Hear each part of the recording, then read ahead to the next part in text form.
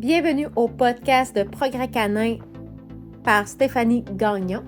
J'aimerais tout d'abord remercier mes partenaires La Traversée de Charlevoix ainsi que Kinésiologie Charlevoix qui est à Baie-Saint-Paul, Innovation Canine par Eva Ducasse qui est à Laval, Winterson Sports qui est une entreprise qui crée de l'équipement de canicross au Québec, Elena Alton Photographie, qui est aussi la photographe officielle de Progrès Canin. Bonne écoute! Aujourd'hui, le sujet, c'est l'hypervigilance de nos chiens. Donc, ces temps-ci, c'est quelque chose que je vois chez beaucoup de clients. En fait, depuis un mois que je vois beaucoup chez des clients privés, donc à domicile. Et c'est important pour moi d'en parler. Qu'est-ce que c'est de l'hypervigilance chez les chiens? C'est quoi les symptômes qu'on va voir chez nos chiens? Souvent, l'hypervigilance est causée parce qu'on a laissé le chien faire des mauvais comportements trop longtemps. Et c'est des comportements que, sur le coup, on pense pas que ça peut être problématique, mais qu'on voit que ça devient problématique quand le chien a mordu, exemple, quand le chien perd le contrôle de beaucoup de choses, de ses émotions. Donc, l'hypervigilance, comment qu'on va le voir? Pour moi, l'hypervigilance, c'est un chien qui surveille tout le temps. Donc, un chien qui regarde par la fenêtre plusieurs jours. Le chien qui va se placer sur le divan pour checker dans la fenêtre et japper après tout ce qui passe. Donc, les autos, les autres chiens, les vélos l'été. Le chien va rester comme ça plusieurs minutes, plusieurs heures et plusieurs jours, et voire semaines et mois.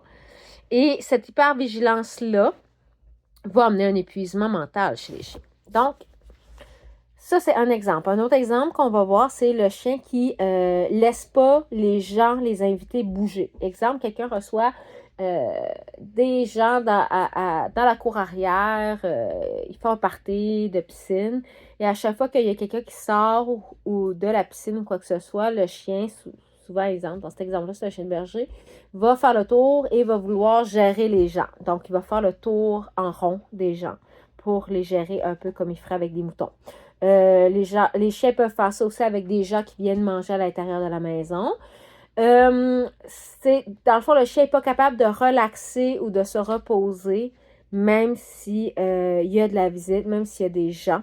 Il va toujours rester à l'affût de. Les chiens qui vont bloquer les passages aussi. Il y a des chiens qui bloquent les passages ou l'accès à des pièces aux humains. Donc, sous coup, la personne, elle ne le voit pas nécessairement, mais éventuellement, ça fait en sorte que la personne ne peut plus passer dans le corridor ou le chien mord quand l'enfant essaie de rentrer ou de sortir de sa chambre. Souvent, c'est de l'hypervigilance, c'est de la surveillance inutile que les chiens font. Un autre exemple que les chiens font de l'hypervigilance aussi, c'est dehors. Les chiens qui sont... j'ai rien contre laisser des chiens dehors dans une cour clôturée, là, j'en ai. Sauf que moi, exemple, je ne laisse jamais les chiens sans surveillance parce que ça emmène aussi à de la surveillance de clôture. Fait que le chien qui va japper après ce qui se passe à travers une clôture, que ce soit d'autres chiens ou que ce soit des humains. Et le chien, des fois, peut faire ça encore une fois quelques minutes, plusieurs heures, voire plusieurs jours et semaines. Donc, le chien ne se pose pas. Moi, je surveille beaucoup, beaucoup, beaucoup dehors. Je laisse aucun chien sans surveillance, même ma chienne qui a 9 ans. Parce que justement, j'ai jamais voulu qu'elle développe des mauvaises habitudes. J'ai jamais laissé développer sa surveillance. Donc, l'hypervigilance, c'est une surveillance constante du chien de ce que lui décide, en fait. C'est ce que le chien décide de faire. Et si on laisse faire ces petits comportements-là qui peuvent paraître anodins au début, là, ça développe de plus en plus et ça l'escalade comme problème de comportement. Donc, c'est super, super important. Cet état d'hypervigilance-là emmène nos chiens à être épuisés. Un chien, ça a besoin de dormir plusieurs heures par jour. Ça l'amène le chien à avoir toujours des hormones de stress libérées dans son corps. Donc, il n'est pas capable de relaxer.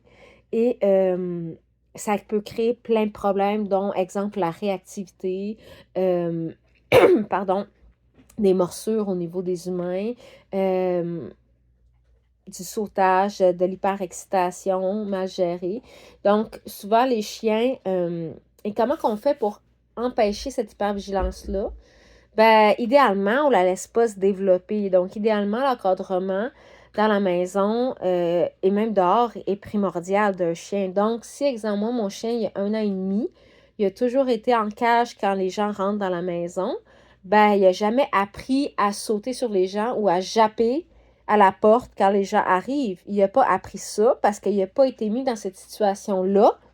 Donc, si je ne le laisse pas développer ce mauvais comportement-là, euh, en fait, j'aurais pas corrigé ça parce que je ne l'ai pas laissé faire. Donc, c'est à ça que ça sert aussi un encadrement. Et de l'éducation canine, ça sert à ne pas le laisser développer des pas bonnes choses. Quand j'ai pas le temps de l'éduquer éventuellement, je peux faire d'autres choses. Je peux y apprendre à coucher sur son coussin quand les gens rentrent. Je peux y apprendre à accueillir les gens calmement avec les bonnes personnes au bon moment quand il y a l'état émotionnel pour le faire puis il est assez vieux pour le faire.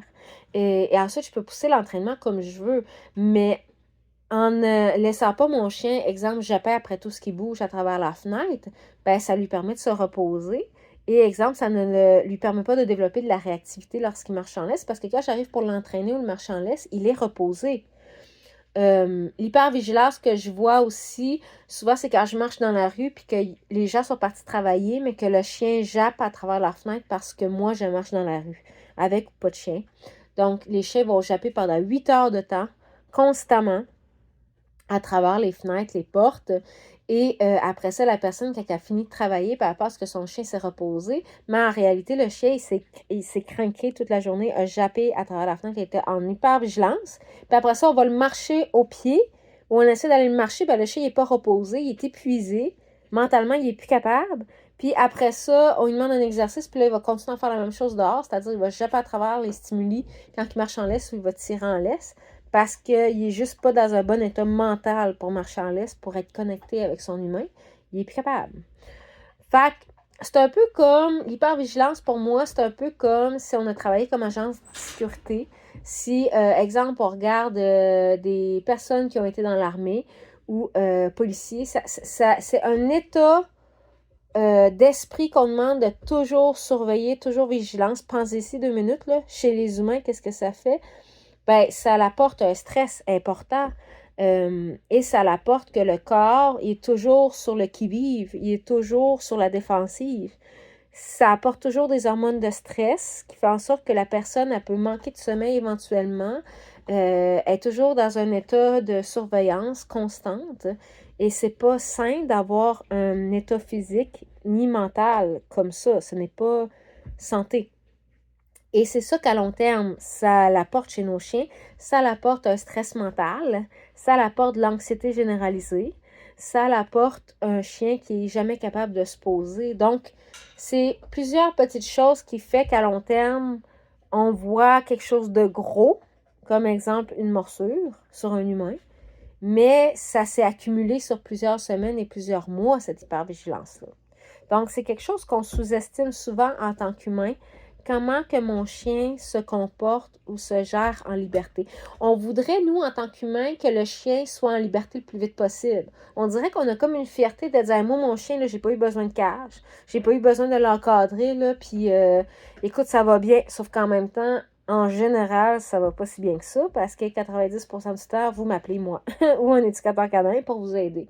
Donc, quand on fait un encadrement du chien, c'est super important, mais avant de le laisser tout en liberté, à 110% liberté, le chien doit apprendre à gérer sa liberté. Il doit apprendre à avoir un bon état émotionnel.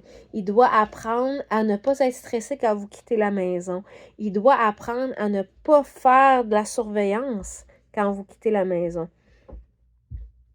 Pardon. Donc, c'est super, super important de pas offrir de la liberté trop vite à nos chiens, de les laisser vieillir, de les laisser devenir bons, de les éduquer quand on est là pour leur apprendre la chose qu'on veut et de ne pas les laisser développer des mauvais comportements parce qu'après ça, on est pogné pour corriger ça. C'est pas grave. Mais après ça, en même temps, vous me dites, ah, mais moi, j'aime pas ça, si chicaner mon chien. Ben, moi non plus, j'aime pas ça, chicaner mon chien, mais si je le laisse pas développer sa mauvaise habitude-là, j'ai pas besoin de le chicaner. Donc, l'encadrement va faire en sorte que ma relation est plus positive avec le chien, puisque j'ai pas besoin de le punir, parce qu'il n'a jamais appris à sauter sur les gens. Donc, c'est juste des exemples que j'essaie de vous donner, de vous faire réfléchir, de, s'il vous plaît, ne pas laisser le chien en liberté trop vite et justement ne pas le laisser développer des mauvais comportements, dont l'hypervigilance. Donc, je rappelle, qu'est-ce qui est de l'hypervigilance pour moi? Des chiens qui jappent à travers les clôtures tout le temps, toute la journée, après n'importe quoi. Puis des fois, me dire, l'écureuil, il est parti, là, puis les chiens continuent à japper pareil. L'hypersurveillance des fenêtres, des portes, un chien qui n'est pas capable de se poser, qui n'est pas capable de devenir calme. Ça peut aussi être des chiens qui font de la surveillance de passage de pièces. Des chiens qui vont vouloir gérer les humains quand les humains bougent. Donc, exemple au niveau des invités autour d'une table ou des invités dehors à l'extérieur autour d'une piscine. Tu sais, quand on reçoit déjà, c'est super important d'apprendre à nos chiens à relaxer à ce moment-là. Et une autre chose aussi que je voulais emmener vers l'hypervigilance, mettons les chiens qui montent sur les divans et qui checkent dans les fenêtres toute la journée, ça aussi c'est de l'hypervigilance. Oui, et une autre chose qui apporte aussi l'hypervigilance et non le calme chez nos chiens, c'est de répondre toujours à leurs demandes. Donc, j'ai des fois des gens qui m'appellent, qui disent hey, le chien demande la porte là, 50 fois par jour là, parce que je suis en télétravail. Tu sais, c'est pas parce qu'il n'est pas capable de se retenir, c'est parce que si à chaque fois vous comblez son besoin parce que le chien le demande, ça lui apporte toujours une vigilance, de toujours demander de checker où est-ce que vous êtes pour vous demander quelque chose.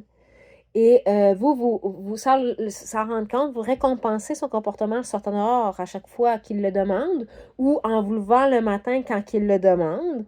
Mettons, j'ai déjà des fois qui sont à la retraite puis que le chien vient japper dans leur face pour les réveiller. Ça aussi, là, le chien, il comble son besoin à travers vous. Mais c'est pas une bonne manière de combler son besoin. On devrait toujours renforcer le calme. Donc, si le chien est calme, là, je vais décider de le sortir. Mais si le chien me demande 50 fois par jour de sortir, de un, il n'est pas calme. De deux, ça veut dire qu'il me surveille tout le temps. Puis de trois, sans le vouloir, je renforce sa dépendance aussi envers moi et sa surveillance envers moi. Ce que je ne veux pas, je veux renforcer le calme. Donc, toujours penser que quand on fait un renforcement aussi, c'est sur l'état émotionnel du chien. Donc, le chien, toujours favoriser le calme. Sur ce, merci pour votre écoute et je vous souhaite une belle journée.